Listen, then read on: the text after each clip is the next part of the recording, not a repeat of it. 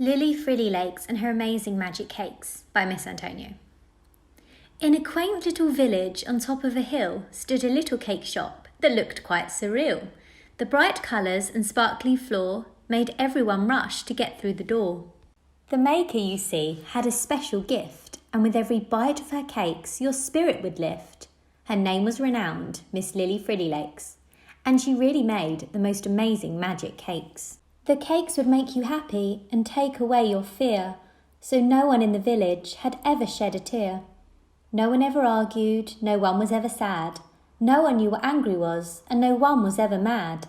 But Lilly had a secret, and that's what her cakes were for. Lilly hid the secret behind a rusty door. Through her colourful shop and hidden out the way was a secret door that looked all dull and grey.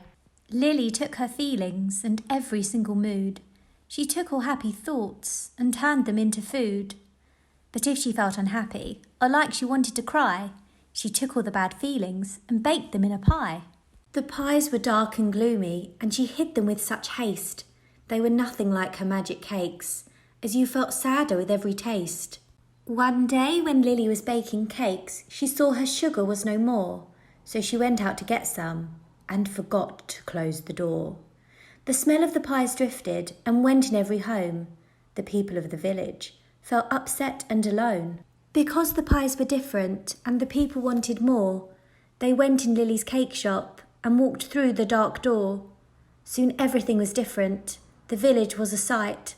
What had once been full of colour had turned to black and white. Friends stopped being friends and people began to shout. And that's when Lilly returned, home from being out. She screamed, "Put the pies back! They belong behind the door!" But they had all been eaten, and her secret was no more. She started cooking in the kitchen and filled the town with cakes. "I will make you happy," said Lilly Frillylakes. She made white chocolate cakes with strawberry swirls, butterscotch muffins with milk chocolate curls, vanilla desserts all covered in berries, and mini cupcakes with little red cherries.